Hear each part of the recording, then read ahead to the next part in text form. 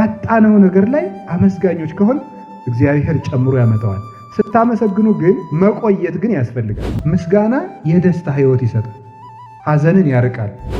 እንደ ወዴት ልግባ ካላችሁ የትም ስትሄዱ የሚዘጋባችሁ ከሆነ ስታመሰግኑ ይከፈታል።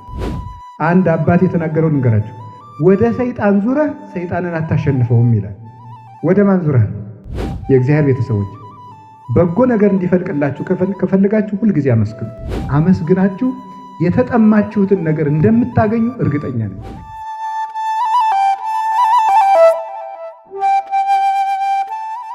ሁሉም ፍጥረታት በየወገናቸው በየመጠናቸው ፈጣሪያቸውን እሱ በሚያውቀው መንገድ ያመሰግኑታል።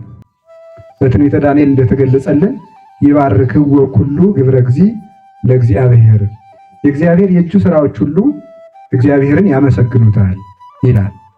ለምሳሌ በረዶ ያመሰግነዋል። ይባርክዎ ደደኩ መርቄ ለእግዚአብሔር፣ ብርድና ውርጭ እግዚአብሔርን ያመሰግኑታል። ይባርክዎ እሳት ወላሂብ ለእግዚአብሔር፣ እሳትና ሙቀት ሁሉ እግዚአብሔርን ያመሰግኑታል ተብሎ ተጽፏል። እንስሳት፣ አራዊት፣ በረዶ፣ ውርጭ ይህ ሁሉ እግዚአብሔርን ያመሰግናል። እዚህ ላይ አንድ ጥያቄ መጠየቅ እንችላለን። እነዚህ ምንድን ነው የሚያመሰግኑት ሲባል የእነዚህ ምስጋና የሚባሉ የእግዚአብሔርን ትእዛዝ መፈጸማቸው እንጂ እግዚአብሔርን ቅዱስ ቅዱስ ቅዱስ እያሉ እንደኛ ቃል አውጥተው ዜማ መጥነው ድምፅ አውጥተው አያመሰግኑም። ምስጋና የተባለላቸው መታዘዛቸው ነው። ስለዚህ ፍጥረታት እግዚአብሔርን አመሰግኑ የሚባለው መታዘዛቸው ነው። ለምስጋና ግን ልሳን ተሰጥቷቸው ቋንቋ ተፈጥሮላቸው አንደበት ተሰጥቷቸው አከናውነው የሚያመሰግኑ ግን መላእክትና ሰዎች ናቸው። ምስጋና መላእክት ሕይወት ያገኙበታል፣ ዕውቀት ያገኙበታል፣ ደስታ ያገኙበታል፣ የማይሰለች አእምሮ ያገኙበታል፣ ዘላለማዊነትን ያገኙበታል፣ ዲያብሎስን ድል ነስተውበታል። ስለዚህ የመላእክት ሕይወት ምንድን ነው ሲባል ማመስገን ነው። ለመላእክት የዘላለም ሕይወት የሚሰጣቸው ምስጋና ነው። መላእክት እንደኛ አይቆርቡም፣ ቁርባን የላቸውም ስላልበደሉ። የመላእክት ሕይወታቸው ምንድን ነው ማለት የእግዚአብሔርን ስም እየጠሩ ማመስገን ነው። መላእክት እንዳይጠፉ የሚጠብቃቸው ምስጋና ነው። ሳጥናኤልን እንዲያሸንፉ ያደረጋቸው ምስጋና ነው። የደስታ ሕይወት ነው። የመላእክት ሕይወት የደስታ ሕይወት ነው። በመላእክት ውስጥ ጭንቀት የለም፣ ሐዘን የለም፣ ትካዜ የለም፣ ብቸኝነት የለም፣ ስቃይ የለም፣ ምኞት የለም፣ ክፉ ምኞት፣ ጸጸት የለም፣ እንደዚህ ባልሆን ኑሮ የሚል ነገር የለም። የመላእክት ሕይወት የደስታ ሕይወት ነው። ጨለማም የለም፣ የብርሃን ከተማ ነው። ያ ምንድነው ያደረጋቸው? ምስጋና የደስታ ሕይወት ይሰጣል፣ ሐዘንን ያርቃል፣ ጨለማን ያርቃል፣ ዕውቀት ይሰጣል፣ እግዚአብሔርን ያሳያል። ሲያመሰግኑ እግዚአብሔር ታያቸው። የዘላለም ሕይወት ይሰጣል፣ ከጥፋት ያድናል። ስለዚህ ምስጋና አንዱ ምን ያደርጋል ስትሉ ሰዎችን መላክ ያደርጋቸዋል። ከእንስሳት ሕይወት አውጥቶ ከውድቀት አውጥቶ ከዲያብሎስ ተንኮል አውጥቶ ሰዎችን መላክ ያደርጋቸዋል። ለምሳሌ ቅዱስ ዳዊት በበገና ይዘምር ነበረ። በበገና ሲዘምር ቅዱስ ዳዊት የመላእክትን ሕይወት ያዘ። አሁን የመላእክትን ምስጋና አምጥቶ ቅዱስ ዳዊት ዘመረበት። በቅዱስ ዳዊት መዝሙር መላእክት ይዘምራሉ። እስመ በመዝሙረ ዳዊት ይዘምሩ ሰማያውያን ወምድራውያን። በቅዱስ ዳዊት መዝሙር የሰማይ መላእክት የምድር ሰዎች ሁሉ ይዘምሩበታል። ስለዚህ ሰውን መላክን ሰው የሚያደርገው ምስጋና ነው። ስታመሰግኑ የመላእክት ባልንጀራ፣ የመላእክት ወንድም፣ የመላእክት እህት፣ የመላእክት ጓደኛ ነው የምትሆኑት። ምስጋና ሰውን ከማህበረ መላእክት ይጨምረዋል፣ ከብቸኝነት ያወጣል፣ ከሐዘን ያወጣል፣ ከድንቁርና ያወጣል። እግዚአብሔርን እንዳናይ የተጋረደብንን ጨለማ ሁሉ ይገፋል። በብሉይ ኪዳን ምስጋና የሰራውን ስራ ልንገራችሁ። ምስጋና ያጣናውን ምንጭ እንዲፈልቅ ያደርጋል። በኦሪት ዘኍልቍ ምዕራፍ 22 ላይ ስትመለከቱ እስራኤል የሚጠጡት አጡ። የሚጠጡት ውሃ ሲያጡ እግዚአብሔር በሙሴ ልብ ጥበብ አሳደረበትና ሙሴ እንዲህ አላቸው፣ የአባቶቻችን ምንጭ ሆይ ፍለቅ፣ እኛም እንዘምርልሃለን በሉ አላቸው። ሲዘምሩ ውሃ ፈለቀላቸው፣ ጥማቸው ተቆረጠ። ምስጋና የተጠማነውን ነገር እንድንረካ ያደርገናል። ጤና ልንጠማ እንችላለን፣ ሰላም ልንጠማ እንችላለን፣ የሰው ብሶትም ሊኖርብን ይችላል። ብዙ ብቻ እያንዳንዳችን ጥም አለብን። እውነት ለመናገር ሰላም የሚጠማዋለ፣ ጤና የሚጠማዋለ፣ እውቀት የጠማዋለ፣ ሀብት የጠማዋለ፣ ሁላችንም ገልጸን የማንናገረው በድህነትም ውስጥ ብንሆን በሀብትም ውስጥ ብንሆን የተማርንም ብንሆን ያልተማርንም ብንሆን እያንዳንዳችን ጥም አለብን። ያንን የተጠማነውን ሁልጊዜ የሚያረካ ውሃ ከሆዳችን ውስጥ እንዲፈልቅ የሚያደርገው የታተመ አለት ውሃ እንዲያፈልቅ የሚያደርገው ምስጋና ነው። የእግዚአብሔር ቤተሰቦች በጎ ነገር እንዲፈልቅላችሁ ከፈልጋችሁ ሁልጊዜ አመስግኑ። በየሁኔታችሁና በወራችሁ ሁሉ እግዚአብሔር ይመስገን ማለት ብሎ ነፍሳችን ተለምደዋለች። ምንም ነገር ሲገጥማችሁ እግዚአብሔር ይመስገን እስኪ በሉ። እግዚአብሔር ይመስገን በሉ። እግዚአብሔር ይመስገን ካል አፋችን የለመደውን ነገር ጆሮአችን ይሰማዋል። ጆሮአችን የሰማውን ነገር አይምሯችን ይለምደዋል። አይምሯችን የለመደውን ነገር ደግሞ ሕዋሳት እንዲሰሩ አንድ ቀን እግዚአብሔር ኃይል ይሰጠናል። ስለዚህ ማመስገን ምንጭ ያፈልቃል እና አመስግናችሁ የተጠማችሁትን ነገር እንደምታገኙ እርግጠኛ ነኝ። ተናዳችሁ ለምሳሌ እንደው ዛሬ የሚያረጋጋኝ ነገር ባገኘው እንትና አብሽቆኛል እንደዚህ ስትሉ ራሱ አመስግኑ። ዝም ብላችሁ ትንሽ ካመሰገናችሁ ልቅቅ ይሄ ዝም ብሎ እንደ ጨለማ ከትከሻችሁ ላይ ወረድ ሲል ታገኙታላችሁ። ስለዚህ ማመስገን ምንጭ ይሰጣል። ለሁላችንም በጎ ምንጭ ያፈልቅልን መድኃኔዓለም። ያ ምንጭ ደግሞ ማነው? ክርስቶስ ነው። የተጠማ ቢኖር ወደ እኔ ምን ይበል ብሏል? ይምጣ እንዲሁም ይጠጣ ብሏል። ስለዚህ የክርስቶስ ውሃ በእኛ እንዲፈልቅልን ጥም የሚቆርጠው ያ የሕይወት ውሃ ክርስቶስ በእኛ እንዲገኝ ማመስገን። ምስጋና የተዘጋ በር ይከፍታል።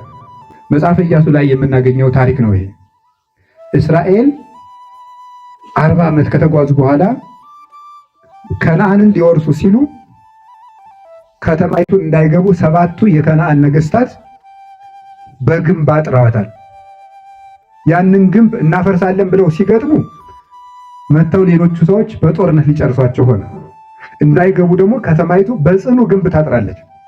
ምንድን ያደረጉ? ኢያሱ 7 ጊዜ ግንቡን እየዞራችሁ አመስግኑ እልል በሉ አላቸው። 7 ጊዜ እየዞሩ እልል ሲሉ ግንቡ ምን አደረገ? ተደረመሰ። ስለዚህ መግቢያ ያጣንበት ርስት ካለ እንደ ወዴት ልግባ ካላችሁ የትም ስትሄዱ የሚዘጋባችሁ ከሆነ ስታመሰግኑ ይከፈታል። ስታማረሩ ግን አይከፈትም። ስታመሰግኑ ግን አንዳንድ ጊዜ ሰይጣን አለ አይደል? የትም ስንሄድ ዝም ብሎ መዘጋት ገጥሟቸው ያውቃል። እንደዚህ ቢሮም ስትሄዱ የከፋ ፊት፣ ቤትም ስትመጡ የከፋ ፊት፣ እንደው ደግሞ ልሳፈር ስትሉም የከፋ ፊት ያለው ባጃጅ የሚያመናጭቅ እንደው የትም ነው የሚዘጋብኝ እኔ እንላለን። አንዳንድ ቀን ምን እናድርግ ስትሉ እዚያ ቁጭ ብላችሁ አትቆዝሙ። ዳዊታችሁን አውጣታችሁ ሰብሑ ለእግዚአብሔር በቅዱሳኑ በሉ። እዚያ ጊዜ እግዚአብሔር የተዘጋውን በር ይከፍተዋል። አጥር የሆነባችሁን ነገር ልትገቡበት ወደ ነበረው ነገር እንዳትገቡ የሚዘገባችሁን ሰይጣን እግዚአብሔር ያስርላችኋል። ስራ እንዳታገኙ የሚዘጋባችሁ ነገር ሊኖር ይችላል። ትዳር ሊዘጋባችሁ ይችላል። እንዳትቀጠሉ ሊዘጋባችሁ፣ በረከት ሊዘጋባችሁ ይችላል። ያን ነገር የምታስከፍቱት እግዚአብሔርን በማመስገን ነው። አንድ አባት የተናገረውን እንገራችሁ። ወደ ሰይጣን ዙረህ ሰይጣንን አታሸንፈውም ይላል። ወደ ማን ዙረህ ነው? ወደ ማን ዙረህ ነው? ወደ እግዚአብሔር ዙረህ ነው። ወደ ሰይጣን ዙሮ ሰይጣንን ማሸነፍ አይቻል። ወደ እግዚአብሔር ዙረህ ነው። እግዚአብሔርን ስናመሰግን እናንተ ዝም ትላላችሁ፣ የሰራዊት ጌታ እግዚአብሔር ደግሞ ስለ እናንተ ይዋጋል ተብሎ እንደተነገረ እኛ ወደ እሱ እንናገራለን። እግዚአብሔር ደግሞ ዲያብሎስን ሁርም ድህሬ ሰይጣን አንተ ክፉ እኔን ከሚከተሉ ሰዎች ወግድላቸው ብሎ ያስወግድልናል። ምስጋና የተዘጋብንን ነገር ይከፍታል። ይክፈትልን መድኃኔዓለም። ምስጋና የሚከተሉንን ጠላቶቻችን መንገዳችንን እንዳያውቁ ያደርጋል። ምስጋና ከሚያሳድዷችሁ ሰዎች እንድታመልጡ ያደርጋቸዋል። እንዳይደርሱባችሁ እየተከተሉ የሚያሰናክሏችሁ ነገሮች ቢኖሩ ሰይጣን ሊሆን ይችላል፣ ክፉ ሰውም ሊሆን ይችላል፣ ምንም ሊሆን ይችላል። ብቻ ወደ እግዚአብሔርም ሆነ ወደ መልካም ነገር እንዳትደርሱ ሰኮናችሁን እያሰናከለ የሚከተላችሁን ነገር እግዚአብሔር ያስቀርልናል። እግዚአብሔር ብሮጥ መጠጊያዬ ነው፣ ብዋጋ ጋሻዬ ነው ብሏል። ስለዚህ እግዚአብሔር ማምለጫ አለታችን ነው። ስንሮጥ ተከትለው እንዳይዙን የሚያደርገን ክፉ ጠላቶቻችን አጋንንት ሕይወታችንን እንዳይዙ ወደ ኋላ የሚያስቀርልን እኛን ደግሞ የማምለጫ በር የሚሰጠን እግዚአብሔር ስናመሰግነው ነው። ከቃሉ ጋር ናችሁ? ከቃሉ ጋር ናችሁ? ምስጋና ደዌን ይፈውሳል። እጥፍ ድርብ ሀብት ይሰጣል። ያጣነውን ነገር በእጥፍ እንድናገኝ ያደርጋል። ምስጋና ያጣናውን ነገር በእጥፍ እንድናገኘው ያደርጋል። ከደዌ ይፈውሳል። ክፉ መንፈስን ያርቃል። አንዳንድ ጊዜ ክፉ መንፈስ ያለ ምክንያት ተጨንቃችሁ ታውቃላችሁ? ምን እንደሆናችሁ ሳታውቁት ዝም ብሎ ብዥ ያለ ነገር ማለት ነው። በምን እንደተናደዳችሁ ሳታውቁት ደርሳችሁ ታኮርፋላችሁ። ይሄ ሁላችንም እናንተ እያልኩ ተናገርኩ እንጂ ያለ ምክንያት እናኮርፋለን። ያለ ምክንያት ብዥ ይልብናል። ያለ ምክንያት ይህ ክፉ መንፈስ መጥቶ በዙሪያችን ዝም ብሎ ብን እንደ ሽቱ እንደሚረጭ ሰው እዚህ አካባቢ እየረጨብን ነው እና የዚያን ጊዜ ያ ክፉ የእሱ መዓዛ ወደኛ ሲገባ እንጨናነቃለን። ያ መንፈስ የሚያርቀው ምስጋና ነው። ደዌንም ይፈውሳል። ከተፈወሱ ሰዎች አንዱ ኢዮብ ነው። ኢዮብ ያ ሁሉ ከብቶቹ አለቁ፣ ልጆቹ ሞቱ፣ ሰውነቱ ቆሰለ፣ ተላ ሸተተ። ባለጸጋው ኢዮብ ቤቱ ወዴት ነው እያሉ ሰዎች ይመጡበት የነበረው ቤት ስለሸተተ የገዛ ሚስቱ እንኳን የት ወጥቼ ልሄድ አለ።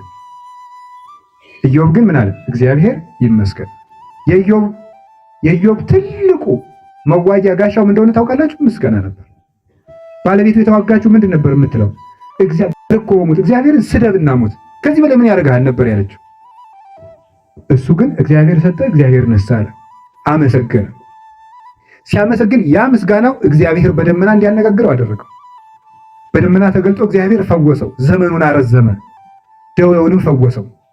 ከዚያ በኋላ ተመልከቱ፣ እጥፍ ድርብ ሀብት ይሰጣል ብያችሁ ነበር። ያጣነው ነገር ስናማርር ያጣነው ነገር እንዲያውም ጨርሶ እንዲርቅ ነው የምናደርገው። ስናመሰግን ግን ያጣነው ነገር ተመልሶ እጥፍ ነው እንዲመጣ ያደርጋል። ኢዮብ እጥፍ ልጅ ተሰጠው፣ እጥፍ ግመል፣ እጥፍ በቅሎ፣ እጥፍ ፈረስ፣ እጥፍ በግ፣ እጥፍ ፍየል፣ እጥፍ ከብት ተሰጠው። ምንድን ነው ይሄን ያመጣለት? ምስጋና። ባጣነው ነገር ላይ አመስጋኞች ከሆን እግዚአብሔር ጨምሮ ያመጣዋል። ስታመሰግኑ ግን መቆየት ግን ያስፈልጋል። ምን ያስፈልጋል? ምስጋና ዋጋ የሚያሰጠው ሲታገሱት ነው።